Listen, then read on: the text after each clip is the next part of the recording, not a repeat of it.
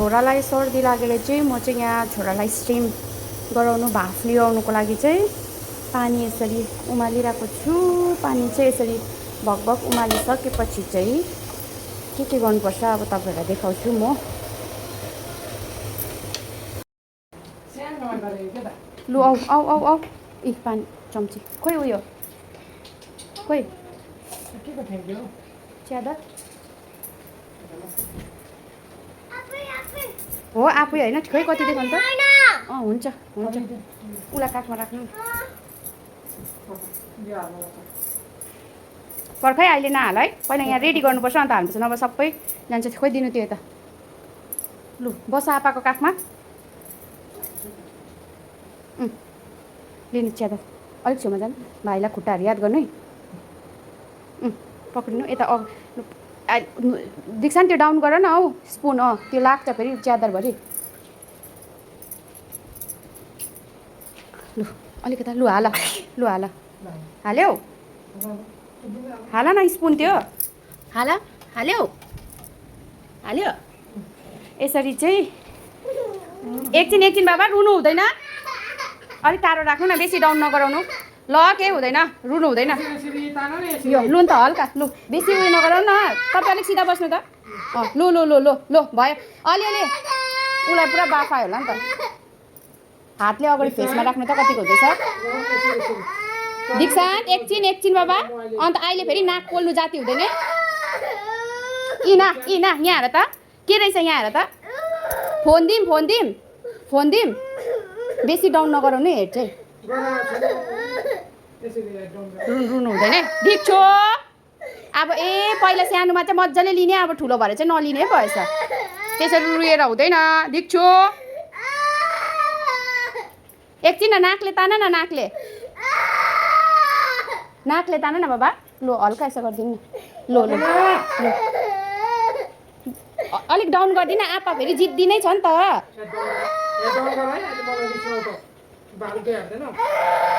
ना फोन दिन्छु म बर्खा नरुवा। लु न यो दिइहाल्नु न एकछिन। अब दबाई लिन्जेल त के गर्नु, अब भुलाउनै पर्यो। लो भालुको हेर स्वाङ पारेको हो कि के हो। अब यो फोन दिएपछि चाल पाइहाल्छ। हो स्वाङ त दिक्सान्तको यस्तो छ नि, केही भएको रहेन रहेछ।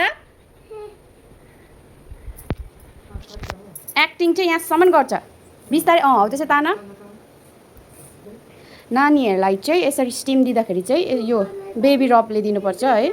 र तपाईँहरूले पनि आफ्नो नानीलाई सर्दी लागेको छ भने चाहिँ यसरी दिनु सक्नुहुनेछ। यसरी दिनु सक्नुहुनेछ। ठुलोको भिक्सले चाहिँ नानीहरूलाई दिनु हुँदैन, यो चाहिँ बेबीहरूकै हुन्छ। यसले दिनुभयो भने चाहिँ उसलाई एकदमै सास फेर्नुहरू चाहिँ एकदम कम्फर्टेबल हुन्छ। हामीले चाहिँ भाइलाई चाहिँ अब सानैदेखिको यसरी नै दिँदै आएको। सर्दी लाग्यो भने बेसी दबाईहरू युज नगरेर चाहिँ बरु यसरी स्टिम दियो भने चाहिँ केही असर पनि नगर्ने। अन्त काखमा राख्नुपर्छ यसरी उसको खुट्टाहरूलाई पक्रेर है। अन्त नानी मानेन भने चाहिँ तपाईँहरूले हामीले जस्तै यसरी फोन दिनु सक्नुहुनेछ। किनभने चाहिँ अब फोन सधैँभरि यसरी नै दिन्छु भनेर तपाईँहरूले सोच्नुहुन्छ होला। यसरी सधैँभरि चाहिँ फोन दिँदिनँ। अब कति कुरो चाहिँ सिधा उङ्लीले घिउ निस्किँदैन भने टेढा गर्नुपर्छ भनेको जस्तै अब कति कुराहरू चाहिँ नानीहरूलाई फकाउनुको लागि दबाईहरू दिनुको लागि भए पनि अब केही न केही त उपाय लाउनै पर्यो। र अहिलेको नानीहरू चाहिँ फोन भनेपछि चाहिँ एकदम फोन क्रेजी हुन्छ। र त्यही भएर चाहिँ मैले उसलाई यसरी दिएको हो। अब कहाँ हो यही उयो गर्नुपर्छ। थाङ्नाले पुसेको र नगरेको त के हुन्छ। अन्त त्यसरी स्टिम गरिसकेपछि चाहिँ नानीलाई चाहिँ त्यही लुगामा चाहिँ नसुताउनुहोस् होला। लुगा चाहिँ सबै चेन्ज गरिदिनुहोस्। पसिना त छ्याप भएछ है भाइ। खोइ पुसिदिउँ किनभने त्यही पसिना हुन्छ। त्यही लुगाको सुक्यो भने चाहिँ फेरि त्यसले सर्दी हुन्छ हो। त्यो भएर चाहिँ लुगा चाहिँ सबै चेन्ज गर्नुपर्छ नि बाबा। खोइ यसो गर त छ्या।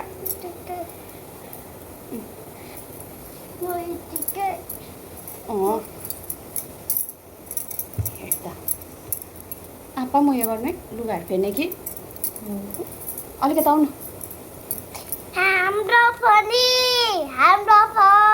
अघि चाहिँ उसको एक्टिङ थियो है त्यहाँ एकदमसँगले फोन नपर्दा चाहिँ पर्यो भन्दै थियो त है। कसरी एक्टिङ गर्दै थियौ। सन्चो भयो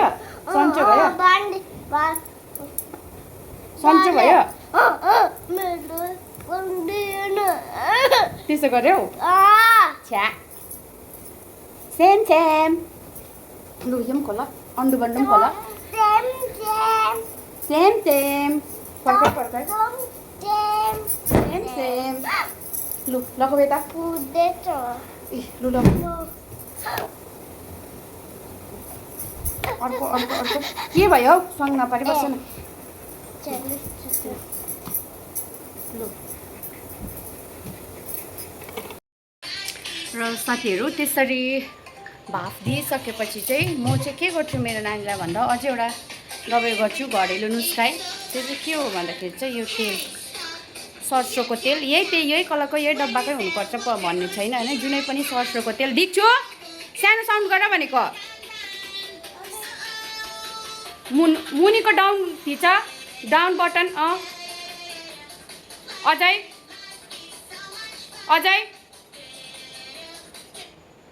भयो भेरी गुड अन्त म चाहिँ उसलाई यसरी नै सरसोको तेलले अब लगाइदिन्छु है यसले चाहिँ नाइटोमा लाउनुपर्छ अन्त ढाडमा छातीमा लगाएर अन्त पाइतालामा लगाएर चाहिँ मजाले मालिस गर्नुपर्छ हुनु त तताएर लाउनु पर्ने हो तर म चाहिँ कहिले पनि तताएर लगाइदिँदिनँ उसलाई यस्तै नर्मल्ली नै लगाइदिन्छु र यसले पनि धेरै काम गर्छ है नानीहरूलाई सर्दी लागेको बेलामा चाहिँ र अन्त अघि त्यो मैले जुन चाहिँ स्टिम गरेँ त्यो चाहिँ लामो समयसम्म चाहिँ नगर्नुहोस् जतिसम्म नानीहरूले अब लिनु सक्छ है त्यतिसम्म मात्रै गर्नुहोस् अन्त अघि चाहिँ तपाईँहरूले देखिहाल्नुभयो हाम्रो भाइ चाहिँ ग्वाँ रुँदै थियो है केही नै भएको जतिकै गरेर तर उसलाई चाहिँ केही भएको थिएन उसले चाहिँ त्यो एक्टिङ गरेको खास गरी लिनुपर्छ भनेर पर्खन हौ बात गर्दैछु होइन म यहाँ अन्त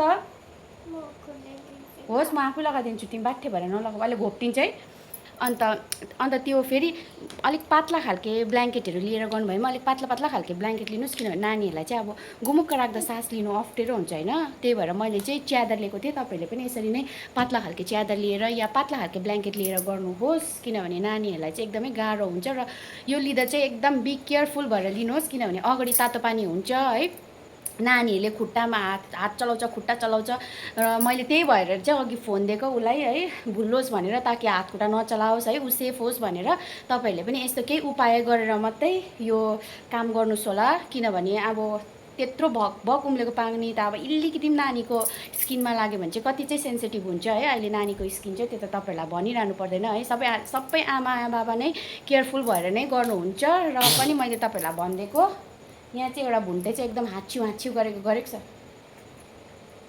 कपाल काटेर त झन् ऊ एकदम बदमास भएको छ यहाँ हेर्नु सक्नुहुनेछ छेवर पछिको मेरो भाइको अवस्था चाहिँ है भाइ यस्तो भइसकेको छ ऊ चाहिँ नि अब चाहिँ उसलाई म तेल सेल लगाएर एकदम सँगले मालिस गरिदिन्छु